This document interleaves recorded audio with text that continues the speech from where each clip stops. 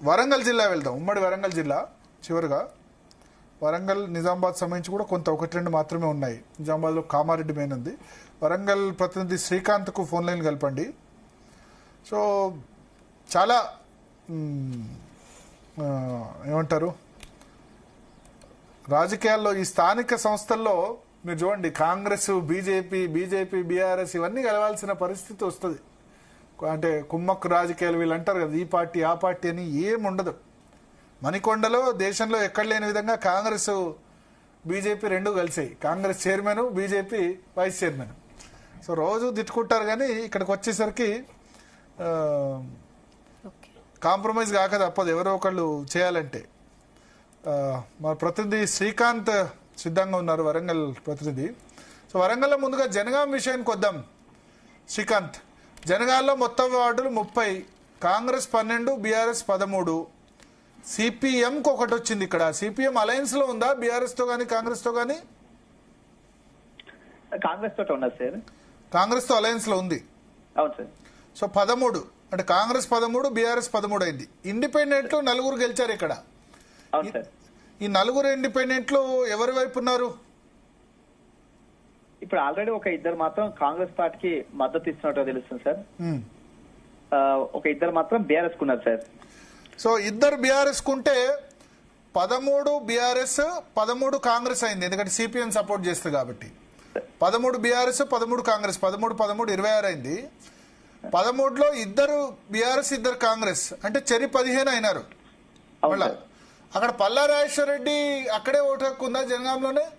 అవును సార్, పల్లా రాజేశ్వర రెడ్డి ఉంటారు సార్. ఇంకొకటి ఎమ్మెల్సీ పోచంపల్లి శ్రీనివాస్ రెడ్డిని కూడా తీసుకొచ్చే అవకాశం ఉంది సార్. తీసుకొచ్చాయంటే అక్కడే ఓటు హక్కు ఉండాలి. అవును సార్, జనగాంలో ఓటు హక్కు ఉండాలి. మళ్ళీ వాళ్ళ ఊరు నాకు తెలిసి వరికోల్ అనుకుంటా. వరికోల్ సార్, పరకాల.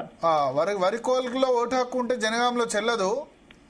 బట్ పల్లా రాజేశ్వర రెడ్డికి అక్కడే ఉంటే 16 ఈ జనగామ బీఆర్ఎస్ కి వస్తుంది అంతే కదా. 30+1 31 అవుతుంది. బీఆర్ఎస్ 13 ప్లస్ ఇద్దరు ఇండిపెండెంట్లు బీఆర్ఎస్ వైపు వచ్చారా? కన్ఫర్మా జాయిన్ అయ్యారా? కన్ఫర్మ్ సార్, ఇద్దరు బీఆర్ఎస్ వైపు ఇద్దరు కాంగ్రెస్ వైపు ఉన్నారు సార్ ఇప్పుడు. ఓకే. సో మీ అసెస్మెంట్ ప్రకారం మరి ఎవరికి బీఆర్ఎస్ కి వస్తుందా కాంగ్రెస్ కి వస్తుందా?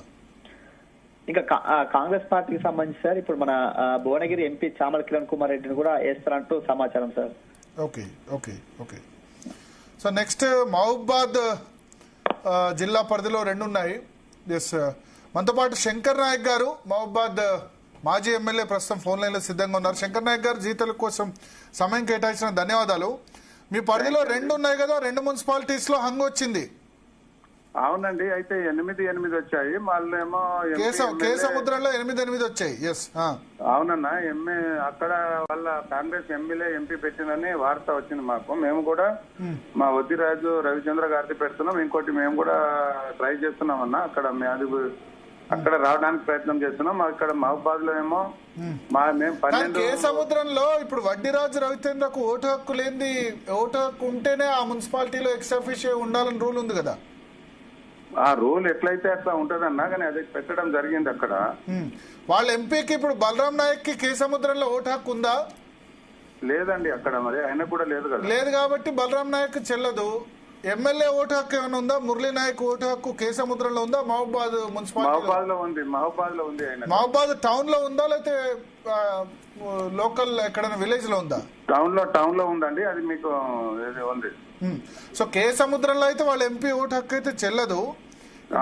8 మాత్రం ఉన్నారు. మరి మీ వాళ్ళందరూ క్యాంప్కి వెళ్ళారా? క్యాంప్ లోనే ఉన్నామండి. ఓకే, మరి ఎట్లా దీని మన మహబూబాద్ 36 అండి, టోటల్ 36. దాంట్లో మాయి 12 మంది, సిపిఐ 3 ఉన్నాయి. సిపిఐ మీరు కలిసి పొత్తులో పోటీ చేశారా? అవునవును, పొత్తులో పోటీ చేశాం. ఓకే, సో 3, 12, 3, 15 మంది అయినారు 36 మందిలో. ఓకే, ప్లస్ 4 ఇండిపెండెంట్ ఉన్నారండి. 4 ఇండిపెండెంట్ మీ వైపే ఉన్నారా? అవును, మా వైపే ఉన్నారు. ఆల్రెడీ జాయిన్ అయిపోయారు.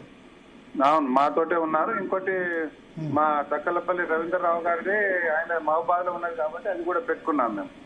ఓకే, ఆయనకు ఓటు హక్కు అక్కడే ఉంది. ఓకే, అక్కడే ఉంది. 21 అవుతున్నాయి మాకు.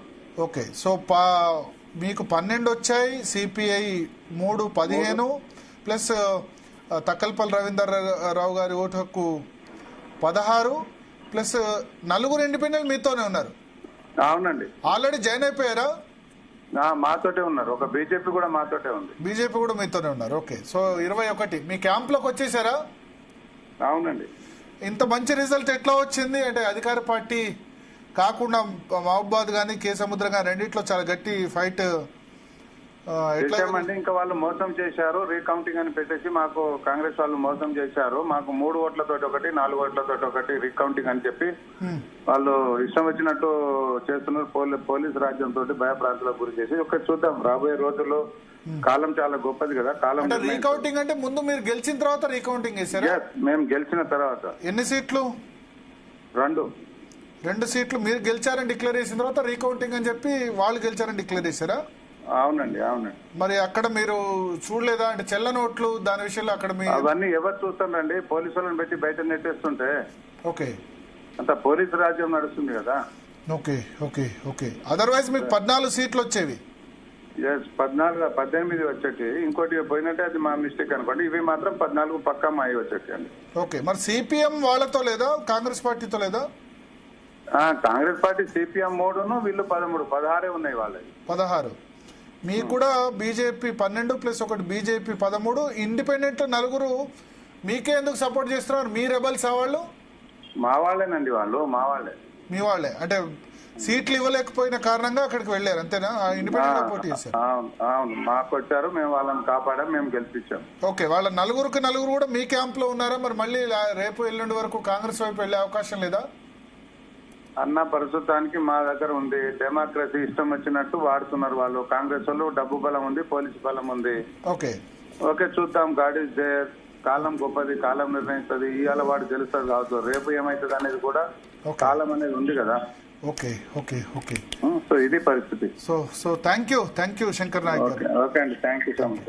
సో శ్రీకాంత్, మీ అసెస్మెంట్ ఏంటి? మహబూబాద్ లో శంకర్ నాయక్ గారు అయితే కాన్ఫిడెంట్ గా చెప్తున్నారు 36 ప్లస్ ఒక లోకల్ ఎమ్మెల్యే 37 అంటే 19 మంది సపోర్ట్ కావాలి. కానీ వీళ్ళిద్దరే ex officio member Takkalapalli Ravinder Rao vote కూడా అక్కడే ఉందని చెప్తున్నారు. ఉంటే 38 అవుతారు. 38 అవుతే అక్కడ 20 మంది కావాలి. 20 మంది ఉన్నారు అంటారు. వచ్చే అవకాశం ఉందా బీఆర్ఎస్ కు? సార్ దాంట్లో ఇంకా క్లారిటీ రావాల్సి ఉంది సార్. ఎందుకంటే ఇప్పుడు మొత్తం కాంగ్రెస్ పార్టీ 13 స్థానాల గెలుపొందారు. ఆ తర్వాతకి వీరికి మద్దతుగా ఉన్నటువంటి సిపిఎం కూడా 3 స్థానాల్లో గెలిచింది సార్.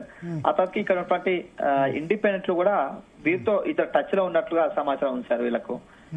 అదే పెట్టి ఎమ్మెల్యే ఎక్సెప్షన్ ఒకటి ఓటు ఉంటుంది సార్. ఓకే, సో అంటే మహబూబాద్ ఇంకా చెప్పలేం మనం ఎటువంటి పరిస్థితి ఉంటుంది. ఓకే, మహబూబాద్ లో కే సముద్రం మరి ఎట్లా? 8 ఉన్నారు ఎట్లా? సార్ కే సముద్రానికి వస్తే మాత్రం ఇక్కడ కాంగ్రెస్ 8 సార్, ఇటు బీఆర్ఎస్ కూడా 8 ఉంది సార్. ఇక్కడ స్థానికంగా ఉన్నటువంటి బలరాం నాయక్ కూడా ఇక్కడ లోకల్ క్యాండిడేట్ అని తెలుస్తుంది సార్. ఇక్కడ ఎక్సెప్షన్ ఓటు వేసే అవకాశం ఉంది సార్. ఎక్సెప్షన్ ఓటు అంటే కే సముద్రంలో ఓటు ఉంటేనే యాజ్ పర్ హైకోర్టు జడ్జిమెంట్ అలో, లేకపోతే అవకాశం ఉండదు. లోకల్ క్యాండిడేట్ సార్ కే సముద్రం. లోకల్లోనే ఓటు ఉంది ఆయనకి సార్. లోకల్ క్యాండిడేట్ అవ్వడం కాదు, లోకల్లో ఓటు ఉండాలి. ఇంకా క్లారిటీ రావాల్సింది సార్, దాని మీద క్లారిటీ రావాల్సింది. ఓకే, అయితే నెక్స్ట్ ఇంకా వరంగల్లో జనగామ అయిపోయింది, మహబూబాద్, కే సముద్రం. నెక్స్ట్ వర్ధనపేట ఉంది సార్. వర్ధనపేటలో 12 ఉన్నాయి. 12లో 5 కాంగ్రెస్, 6 బీఆర్ఎస్, 1 ఇండిపెండెంట్. ఈ ఇండిపెండెంట్ ఎవరితో ఉన్నారు ఇప్పుడు? ఇండిపెండెంట్ క్యాండిడేట్ ఇప్పుడు కాంగ్రెస్ తో ఉన్నారు సార్. కాంగ్రెస్ క్యాంప్ లో ఉన్నారు సార్.